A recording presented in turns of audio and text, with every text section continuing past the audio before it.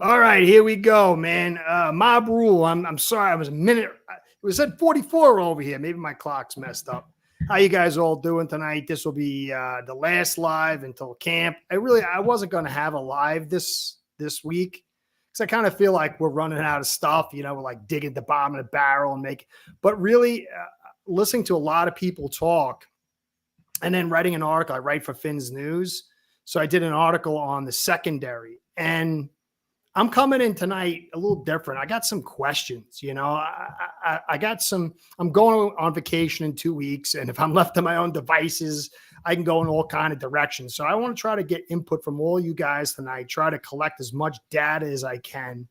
Then I'm going to do my own data, search over the next couple of days. And then before I go on vacation, and then I could think about it while I'm supposed to be on vacation. So I want to get into our rookies because legitimately, they should be hype in some ways, you know? I mean, not hype, but hope, you know? And Mob Rule, thank you for keeping me on my game. We were talking about how to say Hawaii. Savainaya. Boom. Nailed it. Terry, what's going on, man? I'm telling you, I'm a New Yorker, man. I got like, my tongue is heavy, dude. It's like I'm meant to speak guttural languages and any kind of. My wife tries to teach me Spanish, and that's like a nightmare. So I'm working on Savainaya. So I think you got it, man. Savainaya. That sounds great. Savainaya. Yep. Jonah Savainaya. I feel like it's real. I still can't say Tua's name. I was saying that before. Anyway, guys. So the point is, I hope all's well. I really think that there should be hope. I think from a philosophical standpoint. I think we're going in the right direction. I don't know exactly about the application. I don't know exactly with the trade ups if we didn't make the most of what we got.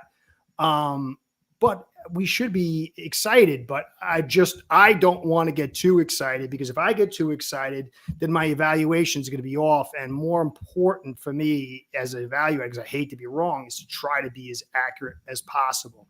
So I want to go through the draft class. I really want to focus on the secondary because that's a real deal, man. We're kind of doing sort of like what we did the offensive line with the secondary. Now it could be just we're going to do, put some stucco up till next year, and then we're going to fill it out with our picks next year. I don't know what the plan is, so that's what I want to go over tonight. Not too long, but I definitely want to hear from my man Cody over here to the right, and definitely from you guys what you're thinking. I went through it. First thing I want to kick off. What do you think about him, Savainaya, Jonah, Savainaya? Happy, what's going on, amigos? That's about all. That and gracias is about all I got in Spanish after 20 years married to her and living in a Spanish country for a couple of years. I'm terrible. Hey, doom gloom. Dolphins have oversaturated secondary with UFDAs, hoping something will stick.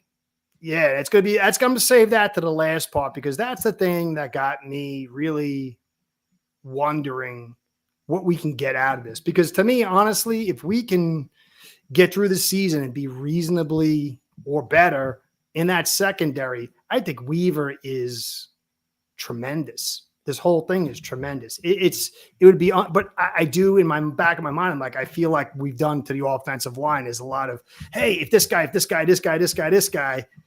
and, sometimes it doesn't work out like that. Hey, Steve, my man, Steve, hit that. Yes, that's right. Thank you for my marketing there, Steve. Terrible at that. Guys, hit the like, subscribe, all that stuff. I think that there's been a decent push. My sponsors are giving me a little bit of window to say they're kind of happy about some things. Nice. They wanted 10K, but I'm closing on 9. So I don't know. Maybe they're going to be lenient. Maybe we'll be back. So definitely hit the likes and subscribe button. Thank you, Steve. You're the best. I was on with you the other night. My man, that Dolphins Realtor, and it was great. Steve's a great show. Subscribe to his channel. Watch his channel. He brings a lot of different voices on, and I think that's always important. I don't like sound echo chambers. So, they signed a corner today, I believe. I forgot his name. Who did they sign? Another Kendall, I think. Some guy I never heard of. Some guy's been in the league for a while. Oh, really? I got to check that out. I didn't see that. I did the article, and I didn't even see that. Yeah. So I'll look into him. So, okay. So he talked about Savainaya, talked about coming off that right foot. How is it difficulty? Somebody said he was talking about last year, but I think it was pretty clear he's talking about now because he said the word now. And he said it's his goal to get comfortable with that. So I'm assuming on some level that he's being trained to be on the left side. Doom Gloom, my favorite Dolphin of all time, Darryl Gardner. Oh, yeah, yeah. And do you know he was shot in the face with a shotgun in the offseason? Wow. He was sitting in his car, and they shot a buckshot at him. And some of the buckshot went in his face and in his side, and he played a couple of weeks later. That guy was a freak. That guy was a total freak. Him and Bowens were great, man. They were unbelievable. Darryl Gardner never got to, I think, where his physical talent was, but he was unbelievable. I liked him. Bowens, you remember Bowens as this just stackhouse muscle power lifter guy, but he was a good athlete, man. Oh, yeah, and he was missing two toes. You told me that, and I was like, man, he could move around for a big, strong dude, and he's missing two toes. That's pretty crazy, man. Well, you know, in the game, the fake spike jet game, yep, he's the guy. He had a tackle for loss on second or third down, and it was because of that tackle that it got the Jets to have to punt. And so I still remember him. He came out so hot, and he was one of Shule's best picks, man. He had some misses, but he was definitely one of the big hits, man. I love that guy. Him, Gardner, Taylor, Thomas, Madison, Surtain. Who else was there? Such a Trace Armstrong was playing on that line. Yep. Trace. Yep. The lawyer, man. And then later we had some Ngoonliers. We were talking about. Yes. Yeah. Oh. Yeah. He was a flash in the pan. Something happened to him. Yeah. I don't know what happened to him. Once he left us, he went downhill. That's usually what happens, right? For the Dolphins, once they leave us, they don't really play well. Or is it the opposite? Yeah, I think it's the opposite. But you never know. The guy goes there and he gets messed up a little bit. He gets his knee messed up and he's just never the same. Yeah. I mean, guys can get injuries, and the guys the film can catch up to him too. So sometimes it's good, if you're really smart, you get rid of the guy when he's got some weaknesses while the value is high. What's up, Abel? What's everybody in the chat? Thanks for coming out, guys. Yeah, without a doubt. I appreciate everybody stopping by and listening to me blather and look at cool old Cody over here. Yep. One last one over here. This Dolphin fan. What's going on, brother? Jim Jensen was my favorite when I was growing up. My first time, I barely remember him. I kind of slow to mature. I remember Riggins. I remember like blips of the 70s and early 80s. I remember Riggins beating us in the Super Bowl, and then it's kind of like foggy. I remember Marino's second year when he went to the Super Bowl. I remember the Super Bowl, and then it starts getting a little bit better, but still, I don't remember that much back then. It's like really when the 90s when my brain started kicking in a little bit. Happy Hippie. Yeah, Taylor left us. He was older, though. He was older. He was so beat up, too. Almost lost his leg that one year. I seen Jonah get beat a few times at tackle, but rarely a guard. He didn't play a lot of guard. I think he played 500 reps. Yeah, he's not a tackle, but he could pinch. I think he could fit in for a pinch. Oh, man, Tom's flexing his old man muscles over Manny Fernandez. I love watching him on the old film they used to have. Manny Fernandez, I never saw him play. Maybe, I don't know. When did he leave? He must have left like 76 or something. I really didn't start watching him. But, yeah, he was always one I like because, you'd always go back and watch the old films and stuff like that on NFL Today. Missed the third down. Yeah. I remember Nat Moore is when I really started getting my brain. Nat Moore was a big guy for me. Just after me, yeah. I missed the best time, man. Figures. Yeah, so that's why I try to listen to the old heads because 95 started to get into it. 99, just full on obsessed. That's the year I just remember like you were full on obsessed. Your whole life revolved around trying to watch the Dolphin games, getting the Dolphin stats in the newspaper. Because I'm not that old, but I still had to get the weekly newspaper to find Dolphin stats. The only way I'd catch a Dolphin game if they played like the Broncos is I lived in Wyoming. Oh, yeah. Or if it was just those special Monday night games or, Saturday night games, whatever. But I got lucky because I was in New York, so I had the Bills twice a year and I had the Jets twice a year. But you had to watch it at like midnight or something. Like Eastern time's tough. Because I watch a game at 6:30 is when I watch a Monday night football game, and you guys start them in New York at 8:30. So Yeah. up late. But we got a lot of regular, 1 o'clock, 4 o'clock games because of the Jets. And a lot of the stuff was news clippings too. And then Dolphins Digest. I got the Dolphins Digest. That was Dolphins like Digest. Yeah, that's yeah. what I would get. I made a scrapbook when I was younger. I started making scrapbooks out of it. The Pennington year. Oh my God. That's a whole scrapbook right there. that was one of my favorite years, one of my favorite years, favorite games that year. And yeah, so love it. Sorry, I'm reading and I'm You're zoning good. out there. You're good. Hey, Alexander, West Palm Beach. Oh, you got to see the whole deal. You got to see the whole deal. You got everything all the time, except if you get the blackouts, but that really didn't happen too much. Jimmy Johnson was the last good coach we had. Yeah, it's a shame he was burnt out and he didn't. If he'd only drafted Randy Moss instead of trading out, Randy, that would have been something else. Washington Sobel had 2 plays, the Riggins run and non-deception. I don't remember that. Yeah, I remember the Wood Strock. I remember Wood Strock a lot. That was a big talk because I watched NFL. What was it? NFL. What was the TV show back then? I can't remember. Like on NFL HBO. Today Inside the NFL. Inside the NFL. Yeah, that was my other thing, dude. Yeah. Yep. Oh yeah. I loved Bonacani and I loved. Oh man, my brain's losing it. The KC quarterback. Yeah, who else was on that show? Len Dawson. Okay, Len Dawson. Yeah, I forgot about Len Dawson. Those were the days. Yeah. Sims was on there. Yeah, later on, he came on. Yeah. That was great. And I loved when Marino came in later on, too, Yep. But that was much later. I got the last part of Marino's career, kind of some highlights, but really, he didn't end with a bang. So I had to watch that. Yeah. But he was the guy that I watched him play on I don't even remember. It wasn't Thanksgiving or anything. My family didn't watch football, but I was just watching a football game. My brother was watching it for some reason, and he was going for, I think it was the Redskins. And I was just like, all right, then I'm going for the Dolphins. And I watched Dan Marino play the Redskins, and then I just started getting into it. So watching Dan Marino, and he won that game, and I remember being like, yeah, what's up, brother? My older brother. Oh, he was special. He was so special. Yeah. The only other guy I've ever seen with that kind of iron fortitude was Michael Jordan. I'm not talking about talent, but just never quit, never say die. Brady too. Yeah. Well, yeah. I still think that Marino had, because Marino, for me, he had more on his shoulders. Brady had more of work in the system. Yeah, the team do your job. The team was working. Marino was like basically Marino, and that was it. Like he was the gunslinger. Everything was. It was like the Alamo every week. Yeah, that sucks. It's fun to watch, but you live by the sword.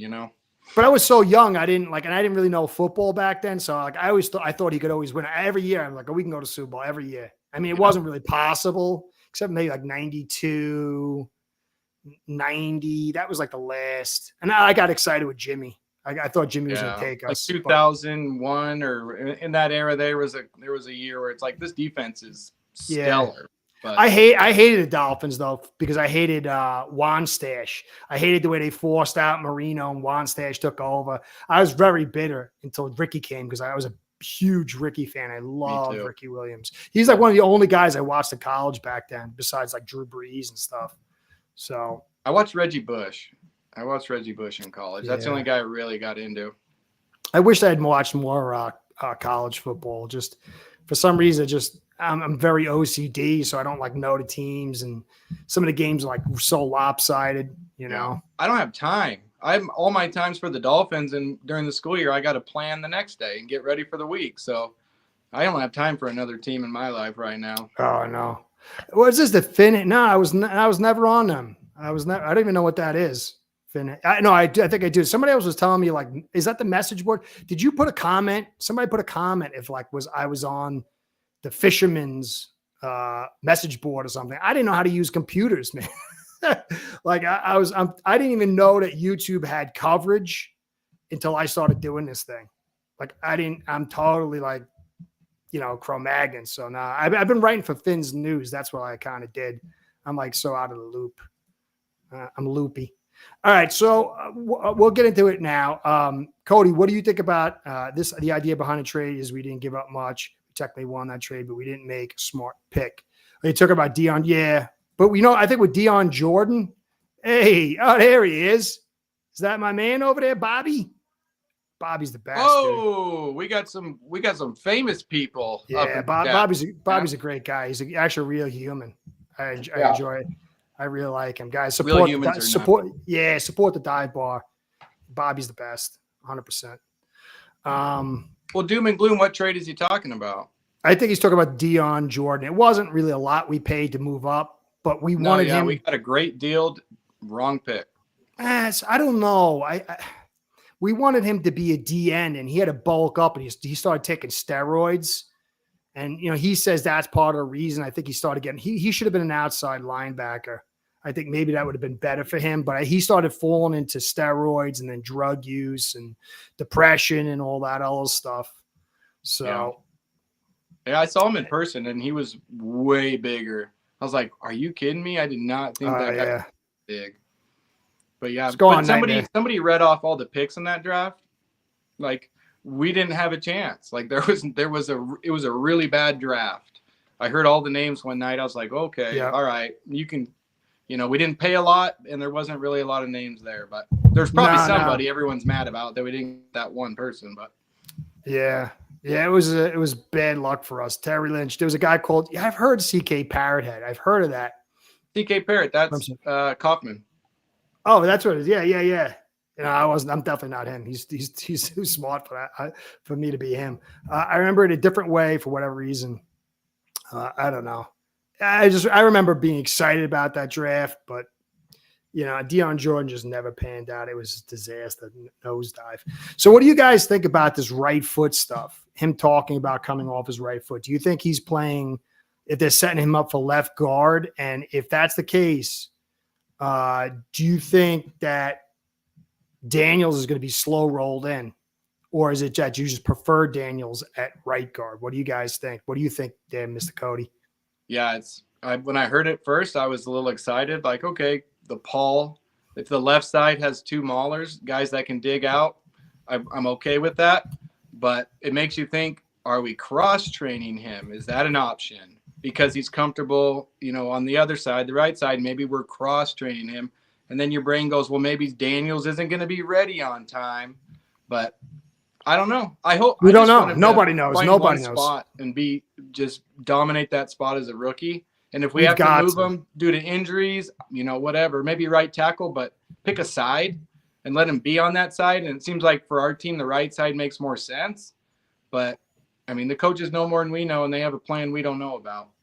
I know, and we got to wait to see. I did a podcast on, the differences between the two.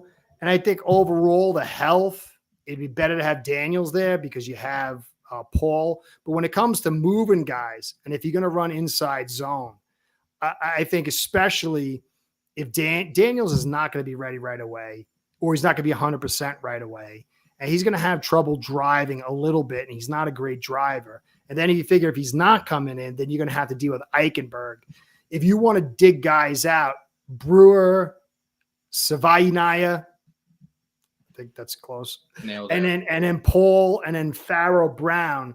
I think you can actually create actual space in the inside zone. And that would go a long, long way, ladies and gentlemen. I got to finish the podcast I wanted to do about showing you all the leverage that defenses used from the Broncos game all the way to our last game last year. And it's so clear. It's really a leverage issue. And I don't know. I think it could be really good for us if he can move guys out. If he can, along with Paul and then Farrah Brown. And I'm not talking about great, just a little bit. Yeah. It would alter things. Defenses would, really have to change what they do with us. And then that would open up the perimeter runs, and it would open the pocket posts and even the deeps and stuff. So. And you saw that tweet I tweeted about Kyle Krabs, a little minute of him talking about the stats on the last 3 years. Mm-hmm. And if you start looking at it that way, we don't need anybody to dig somebody out to be better. We literally need a stalemate, and we've made a lot of gains, per yards before contact. If they would literally just stalemated them, because we're negative yards per contact on those runs. So it's not that far we have to go to make improvement, which is the plus side. you know. And there's guys that you can just look at and say, yeah, you're better than Jones. Yep, you're better than Eichenberg. Anything's better than Eichenberg. You know, anything's better than Eichenberg. So we just need to be a little bit better, give Tua a little more time. And I want to talk about that later. Tua with time. I'm sorry. I know we don't go for it. That's hey man, this is co-show, dude. You bring it up. Hey, let me get. Oh, so we get to Garrett. Hey, Garrett, what's going on? Garrett's my long time. I love Garrett. Don't relive what Flores did to Eichenberg his rookie year, bouncing around 3 different spots, messed him up.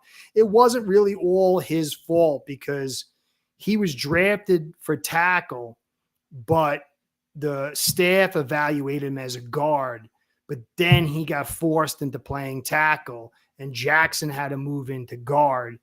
It wasn't really all Flores' fault because the staff evaluated Eichenberg as a guard.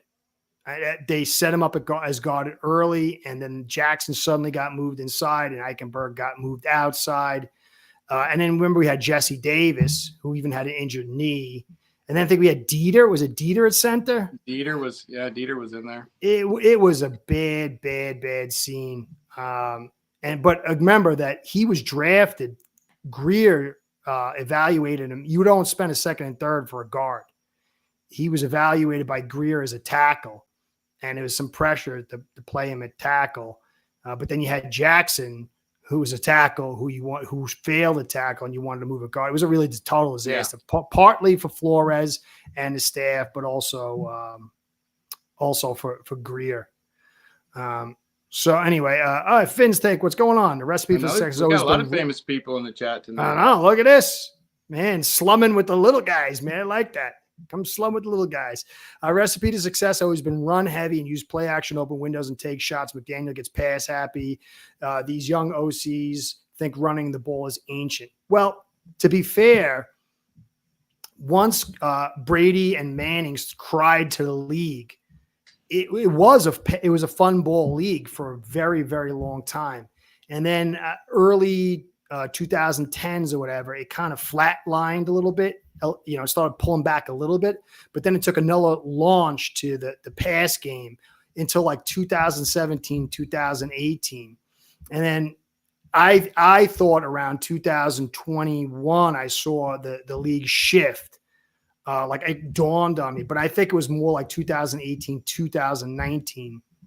And I wouldn't say it's pass heavy. I would agree with the rest of the statement, but I think it's pass balance.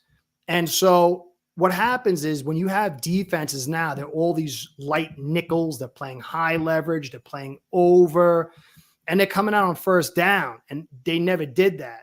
And so when you run past balance and you're attacking that A and B gap enough to affect the leverage, and then you make the right call when they bring the wrong leverage, that's how you get your points.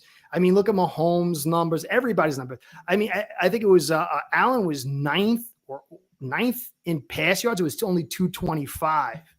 And so the league now has caught up to the fun ball pass system, but it's this pass balance where the run is not heavy per se, but it attacks all 3 sectors, A, B, and C, and I guess you could say D gap, so 4 sectors. But it's that interior A and B gap that affects the linebackers. And the safeties, they talk about our cover 2, and the cover 2 is a problem, but that's only for the over the top. The real major problem was the pocket post we like to run, and that came about because the leverage was so high at the linebacker spot. It was all read and drop. There was no read and react, or there was no attack. It was all read or drop, and they would just drop to those sectors. And because they had put out the edge players wide, they vacated the A and B gap, they played the high, and they had the nickel roaming around. It would take away everything on the peripheral and the middle and the top and vacate the middle. So teams now, like if you look at what Bills have done, KC, and the rest of them, they're able to attack that middle enough. So you see linebackers sitting at 4.5 for the Mike, and then the Strong or the Will is sitting at 3. And sometimes they blitz, and sometimes they bring a safety in the box. With us, they don't do that. And so we just need to affect the leverage. It's all about leverage. I'm an old guy, but if you put a guy who's faster than me and I give him 5-yard cushion, I can limit that deep play, even though I'm old and slow now. And so the leverage just is a force multiplier. And when you got guys that are so close in talent, that leverage is just a bridge too far. So you're always trying to strip away leverage to take advantage of the situation. And so if we get those linebackers biting, stepping up, creeping up that safety for a cover one instead of cover two, and they pinch those edges players, and now that opens up the peripheral and opens the middle. So just we're not back to, we might go back to pass heavy. As a guy, Rick Long, he says the next phase is the fullback, back to the fullback. So it could be. I just don't think we're there yet. I still think it's just pass balance, but not run heavy, not yet. There's some teams that do, but if you look at it's like the Ravens, they run heavy, but then they have Lamar to take, like, even you look at like the Eagles, they ran heavy in that Super Bowl, but the running really didn't take effect. It was Hurts booting out and Hurts being able to hit the guys on the perimeter. So really the run game, that's the primary thing, is to drive the pass game through affecting leverage, I think. Bring back the draw play. You got to block. So key is your inside runs. Yeah, you're my man. You're my man. As I've been saying, you need a running back who can scare opposing defense. Just imagine if we had Derrick Henry type, the windows would be open. Yeah, as long as you get the blocking, because if you remember with him with the Titans in his last year or so, he was not as effective, and he's one of the greatest of all time because they just couldn't block. So I think that if we just got coherent blocking, like average yards before contact, and you had an above average staple of backs. I mean, if you had Henry and with our receivers, then you're talking superstar status. So I agree mostly. I definitely agree mostly on that. So what about you, Cody? I'm talking. I went on a rant. I went on a rant. I just came back from the ether. That's all right. That was a good rant. I think about Tua's strengths, and if we want to maximize the strengths, whatever you believe they are, a run game is going to be one of the most key critical points for him. The RPO he ran in college, you need the R. He can run it. His ball skills, his handling, his fakes. When you really believe we're running, that's another weapon for Tua to use. Like everything he's going to do to make it look like a run. And if you're not honoring it, that was just a waste of time, and we got into the backfield quicker. But if you're honoring it, Tua's going to be – he doesn't need a lot of room. We've seen the windows he throws through. Yeah. And there's a huge knock on him that I don't know where the stat count comes from. If it's out of context, I really don't know. That when he has more time to throw, he's less effective. Yep. And I just try to think of all the context that would surround a stat like that. And I can't imagine Tua, clean time to throw, adequate amount of guys in routes. He can find somebody. I don't think he's a worse quarterback. He can't scramble. He can, but God damn it, don't ever do it again. But what do you think that is, if it's a stat, maybe guys in the audience know a little bit. A lot of people don't like Tua, so they're ready with that one. Time to throw, is he worse with more? Why would that even be? And wouldn't a guy like Tua benefit so much from a run game and that extra wink of the linebackers biting, Yeah, well, you look at 2022. He had 2.35 seconds clean time to throw, about 75%.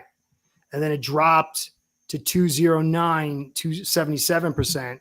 And then it dropped to 204, 77%. And his effect dropped from that point. So the time always helps a quarterback. Always. I mean, they might not be able to do anything if they get the more time, but it's because it's an equation. As a clock rises, it's harder to block and it's harder to cover. So really, when you think about passing game, it's a battle between the DBs covering their time ratio and then how long the offensive line can block. And whoever wins that is going to have a huge advantage in completing the play and making big plays. Because if that offensive line can keep blocking, those receivers are going to break away eventually from the corners because they can't keep up with them. And then the guys will get open. That's why Dan Marino would just do 7-step drop and sit there and move, and all of a sudden, so that always helps. It always adds to it. Yeah. And I think if you're throwing to a defense that's ready for you, that's stacked in the secondary, that didn't bite on your run fake, extra time, it's nice, but the play's already as like deleveraged, as you like to talk about a lot, you know? Yep. Well, it's key. It's key. Abel, so I hope we play New England week 1 in New England. I don't want to play them in the bad weather, so that'd be great for us.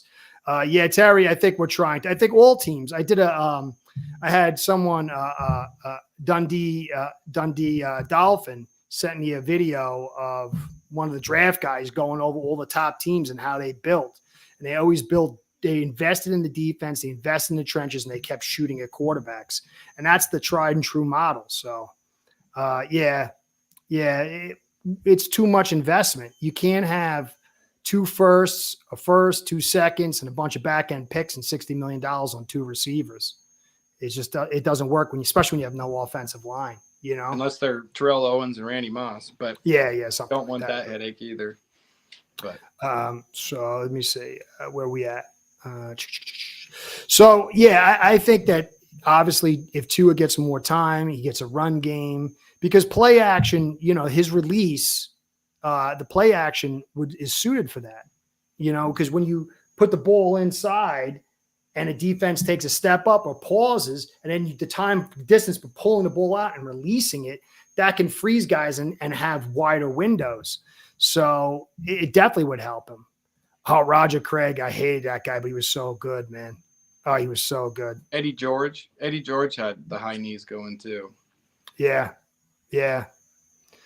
I love our starting. Yeah, I do. I don't love it yet. I just like the direction a lot.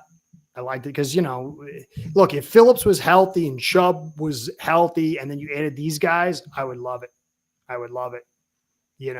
just got to see. I got to see because remember, that's another problem with all the hype. Once you start building this hype up on, say, Grant, because remember Wilkins, he sucks year 1 and year 2. There's a bad draft. We didn't get the right guy.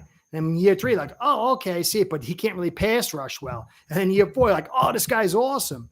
These D linemen and offensive linemen, it takes time, So this thing, whether it's Phillips, whether it's a Grant, whether it's Savainaya,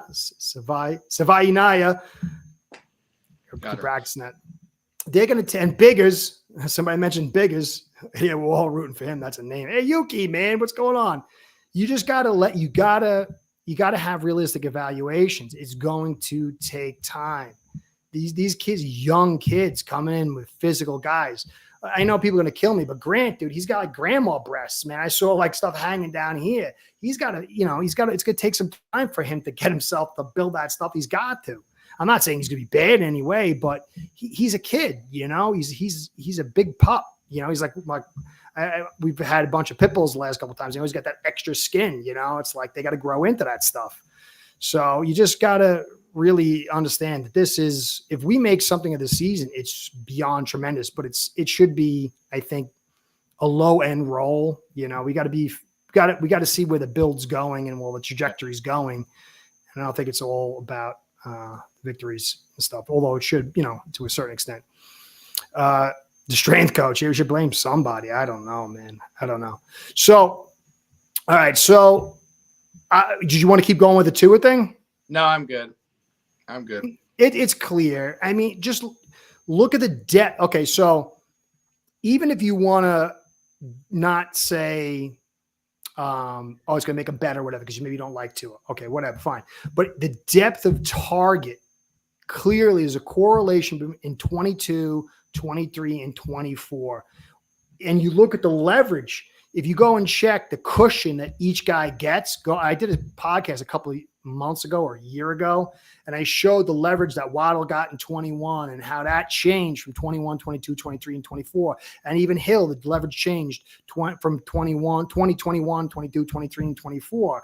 And so the depth of the target and the leverage offered changes dramatically because I see people don't say it all the time. I don't think they understand it. If you're an offensive coordinator, the very first thing you're saying is, when you go into the season and when you go into these games, how long can I expect my guys to block consistently? Like, what's the time frame? McDaniel came in and he had a general time frame because the clean time to throw is 2.35. But then that year, stupid bugs. But after that year, he dropped it dramatically. And then he dropped it again. And so he went into the season and into games going, what's my protection? How long can I expect them to block? And that's the way he sets his mindset. And so however long he thinks he can block, like if guys thought they could block for 7-step drops, it would be there. They just don't think they can block that long anymore. You know, you want your quarterback to have as much time. So we've got to understand that that Mike McDaniel purposely dropped the time to throw, not based on Tua because he succeeded 2.35. It's because he knew his blocking wouldn't last that long. And he had to make a dramatic drop from 2.35 to 2.09 in one season. That's like unheard of. The only other time I saw that was with Brady in his last year with Tampa. And that was solely because of protection issues. So he checked down that year to Fournette and guys so many times. So yeah. Like Fournette had like 76 catches or something. Good point. It was just had to keep checking down, but nobody called Brady out there like, oh man, smart play checking down on that, you know? So yeah, that's a good point. I didn't know that. I didn't know it was all those. Yeah, that's right. I remember him having that now. I remember sort of him having that big catching year. He was always good. He always had a check down running back, a little scat, little kind of fullback, kind of running back, you know, little guy to get the ball to in the flats a lot. What's the year he had the screaming match at his offensive line and just block. He was freaking out. And I think he had 10 pressures that day. Yeah. You know, and I think it was like 2.19, I think the time to throw. Garrett, yeah, I love Gruden. I do. I think he's great. But he's done. He's never coming back. Sadly. He's too old school, man. Yeah, I just think he's too old now. He's too old now. Why is Tua always the worst player on the field when we play good teams? Okay, that's a fair. So who is the most dependent position in the game of football? It's the quarterback. And so you can go watch Dan Marino in his playoff games. He was terrible in many playoff games. I think he has a losing record in the playoffs. I think so. And so that's Dan Marino. And he got eviscerated by Kelly, who's a much better quarterback then. But the quarterback, you know, we've heard for years with the ESPN that they're, you know, everything. You got to have a quarterback. And in a way, they're right. But they're the most dependent. They've got to get the right calls in. They've got to have the offensive line. They have to have the guys catch. They also have to have balance. You can't go through games and be pass heavy. And so Dan Marino is a perfect example. You just go check his loss in the Super Bowl. He came out and he scored a touchdown right away. And I think it was Ronnie Lott came out and said, we were playing him like normal. And then after the first touchdown, we can't do this. And they had like 7 DBs, and, you know, 1 linebacker, three defensive linemen, and like 7 DBs. And then he was done. He was toast. And I think Joe Montana had 260 on the ground that day, you know? Yeah. Brady, but he always had balance, always had defense, always had balance, and always allowed other teams to beat him. They were usually the most disciplined team on the field. So It's a whole thing. Yeah, thanks, Garrett. He is 8-10. Yeah. And Dan Marino's the greatest. Guys, you don't understand. If you didn't watch him play, especially when he was young, he was mobile. And then his knees went out like 4 years later, 5 years later, his knees went out. And then he started becoming the guy you kind of remember. But he was beyond ridiculous. And he just couldn't. If you look, there was once Dwight Stevenson, go check. I did a podcast on that too. When Dwight Stevenson went down, Dan Marino sucked, you know, for Dan Marino, but he was throwing major interceptions, wasn't winning, no playoffs for like 2 years. And then they drafted Webb and Sims, and all of a sudden he started winning again. And so this is why he bought all those Isotonic gloves. And people, you know, people don't get it. The quarterback, he is the extra on top. He's the transmission, but the engine is the offensive line.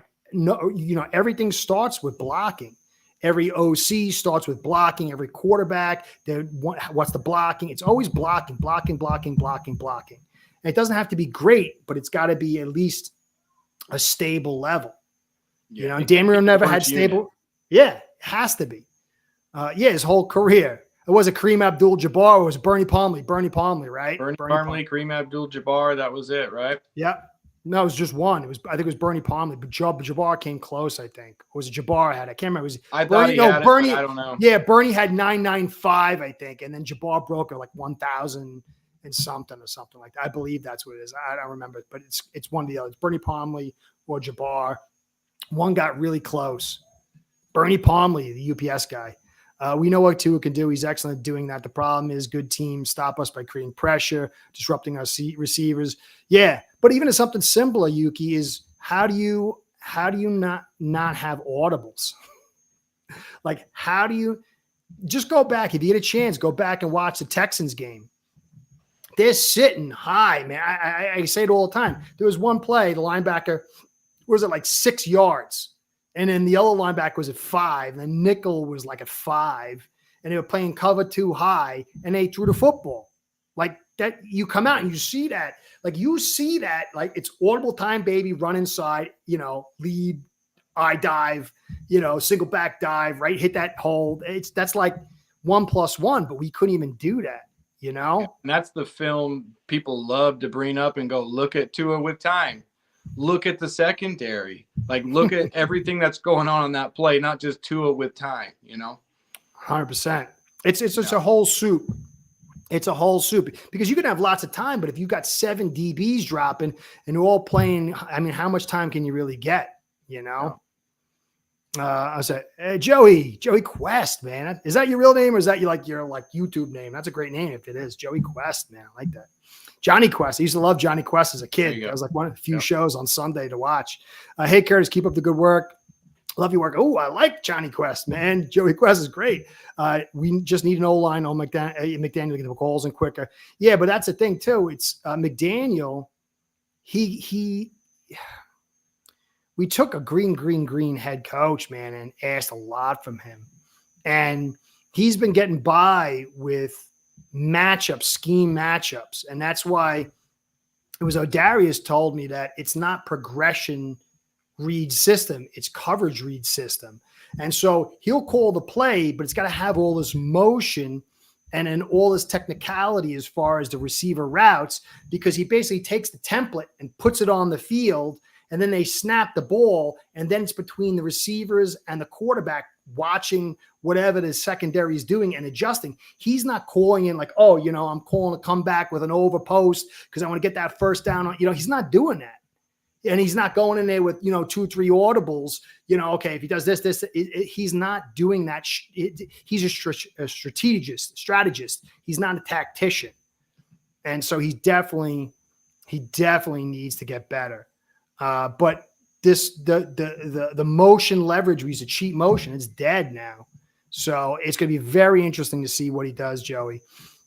If there's no audibles and we're still trying to get by with a cheat motion, it's not good news for him because he's got to move to a tactician now. And you go look at McDaniels with the Patriots. He's a tactician and a strategist. And you could see that's how they get all this little stuff. Like, why aren't we having route combinations with Hill and Waddle where they work with each other to create just a little space, get the ball out on a first down for a 4-yard catch and make some rack? Where's the slants? Where's the over on the combos, like to pick up that first down for 5? It's all just the same kind of stuff, So I agree, Joey. I do. And thanks for the kind words, man. I really appreciate that. I really do. I have a hard time believing I could do this thing every time. Every time I do it, man, it's like, oh my God, they're going to hate me. So I appreciate that, brother. Mike was a run coordinator. If he called plays, it was in select games and no one ever really proved it, but he's a run game coordinator. How heavily was he involved last year coordinating the run game? Can he get involved more? I don't know who was the run game coordinator last year. Who was it? They still have Stutesville in there. Yeah. Stuttersville Stuttersville. Yeah. Stutesville.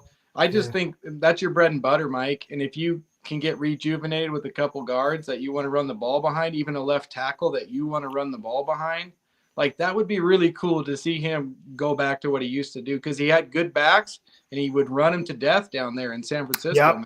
Yep. So I'd love to see that again. And you got to understand, from an offensive line standpoint, they want to just go out and hit people, and they want to block, and they want to be on schedule on second down.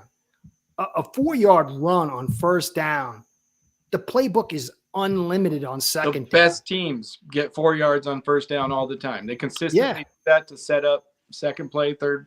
Yeah. I remember Marino almost had Barry Sanders. He was almost traded to Detroit.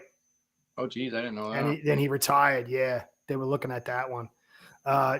Joey, I'm gonna get back to Joey. Good question, man. Just Joe. That's how I got the name. It's cool, you know that show. Yeah, I'm an old dude. I remember that. It was kind of cool, man. I like that old Hanna-Barbera art style, man. I'm a big fan of that. I agree. Tua doesn't have the time to get the order to an audible, even if McDaniel had the backup calls. But I agree fully. Yeah, well, that's the thing, is if he takes out some of the weight of these matchup calls and emotions. Because remember, once you do all these motions, it's valuable time ticking off, not just getting the play calling, but then getting your motions through. And so I just don't understand why he doesn't have some of it like that. And then other plays, it's just a straight play, and you get to the line of scrimmage early, and then you call an order. Throw them off. If you went up there, didn't put anybody in motion, got up there real quick, ran a dive up the middle, it would throw every team off. It would change everything. And then the illegal shifts. We were trying to come up with a new name for our Miami Matrix greatest show on surf. I called it the illegal shift about halfway through the year, because we would get 3 in a freaking row, you know, it was too complicated. It's been too complicated. And some of it is overcomplicated because you're overcompensating. But I would love to see us under shotgun, just go up there. Tua looks around, stomps his foot, hands it off to Ollie Gordon up the middle for 4 yards, and we can do that consistently. That'd be amazing for me. I like Ollie Gordon's personality, man. He's infectious. Yeah, he's going to take some dude out, and everyone's just going to be jumping on the sideline. I hope so. But you're going to definitely have to but he's good at catching too. And I think that would be doom and gloom. Yes, he can catch, and he doesn't have the speed and stuff like that, but he's tall, he's big, and he can catch. So he reminds me a little bit of that. 47 watching, only 27 likes. Yeah, help a brother out, man. Help the brother out. Put some more of those likes and all that stuff, guys. I appreciate it. It keeps Curtis in the biz. I appreciate it. Thank you, Hippie. My whole family knows how bad Eichenberg is, thanks to you, Dobbs.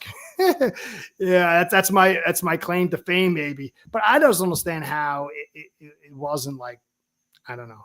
Yeah, he's bad. I'm glad I could help you out, and you and your family. Yeah, it's I don't know how he's back. It's, you know, I don't know, whatever. So I guess the last part is I think from a defensive line standpoint, someone mentioned they really like defensive line. Grant, I think he's a 3-tech. He used the swim move. He used the speed to hit the hole. He's not who you think he is. That's kind of what the problem I had when I first started evaluating him and I saw the 22 reps. He's not a 0-1 nose tech. He could get into it. If he builds that power up in his chest and the rest of his body, he could, but that's not who he is. I think they can use Benito, and I think they can use Phillips for that. And he's kind of more like a Sealer. Sealer's very slippery and finesse. He's physical, but he could play the finesse game. And I think that's where Grant is at the early stages. He's going to be a 3-tech. He's going to guy I think is going to create a lot of pressure. And then I don't know about Biggers, but it's going to be very important that Benito and Phillips take that interior weight of stopping a run. But so I do like the D tackle spot. I'm not in love with it yet. I got to see some more. I think, who else? Ewers, okay. And there's some, but to me, it all comes back to the secondary. What do you think about the secondary, Cody? Yeah, so I don't really know exactly what Weaver wants to run. Does he want a bunch of guys that can just get up on the line and press you? I don't really know what he's looking for. If he is looking for that, it sounds like the guys we brought in are press guys, are physical guys that are going to stay closer to the line of scrimmage. We don't really seem to have a man guy that I've heard of that can just – because we don't have a number one besides Jalen. So, you need a number one to be a man guy.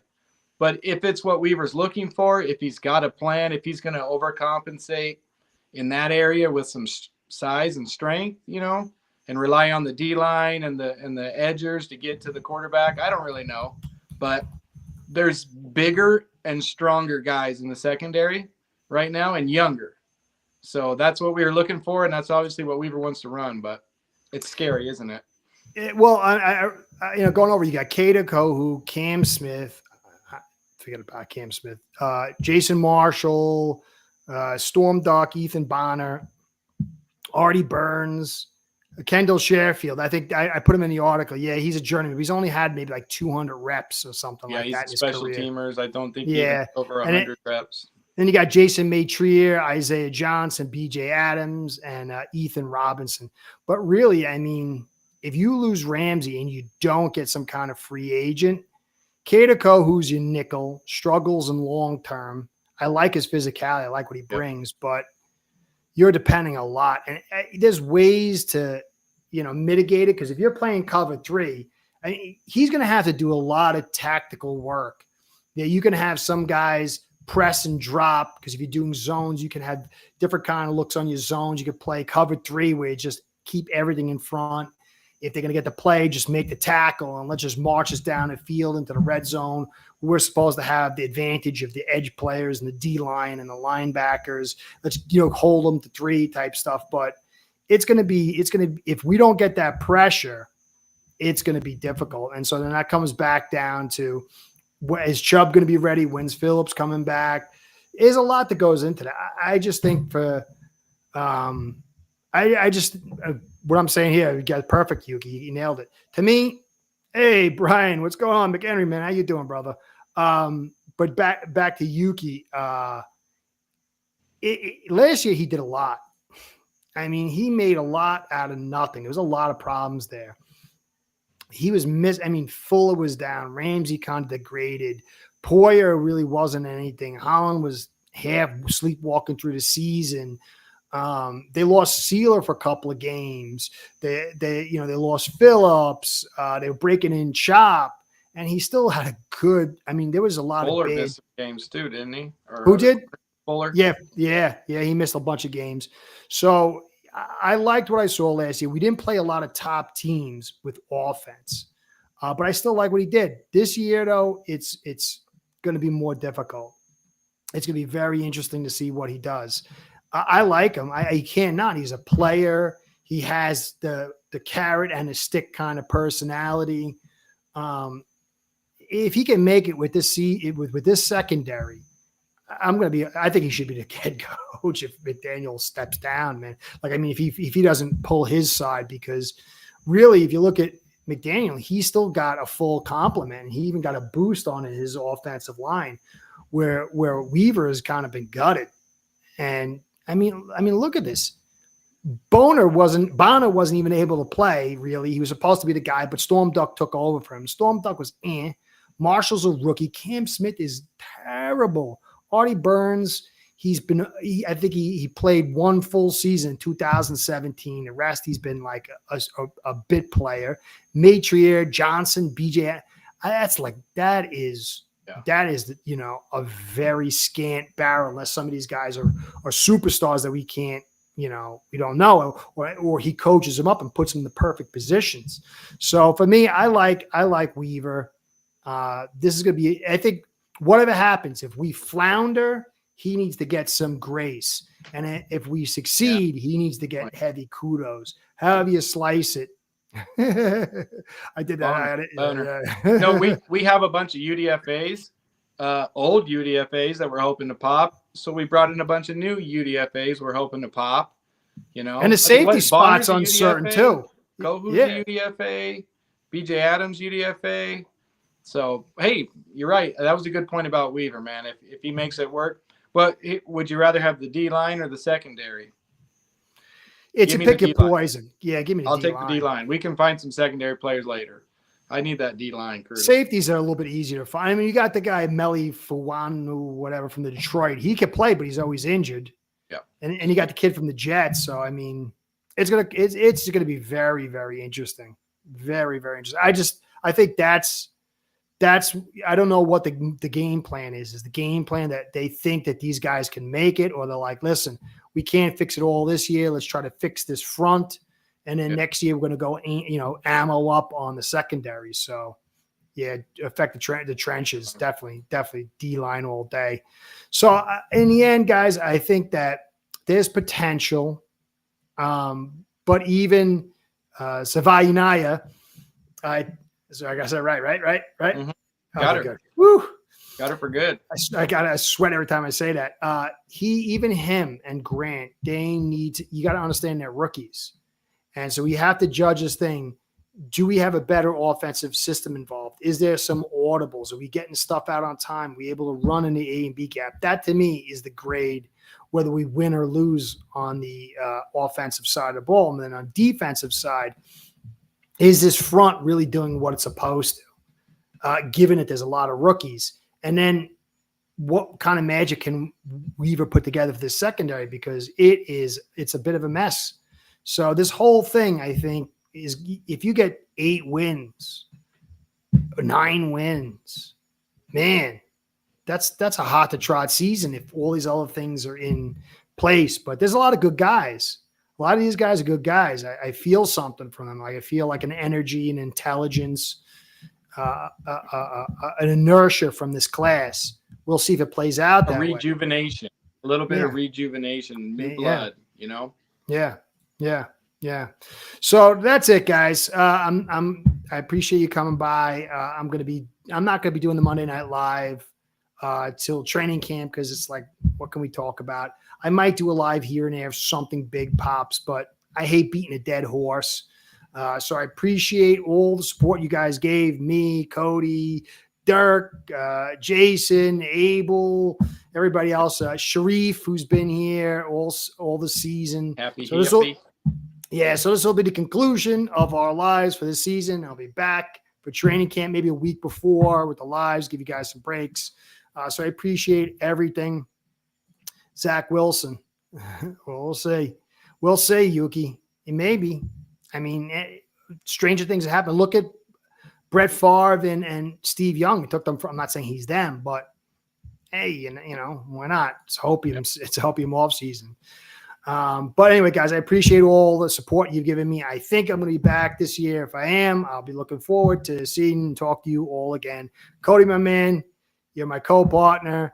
I like you as much as Dirk. You just I missed it the last time, but you know what I mean. So I appreciate all you guys and have a very good night. Have a very good rest of the off season. Hopefully I'll be seeing you again next year. Curtis and Cody saying good night. Thank you. Be well. Fins up.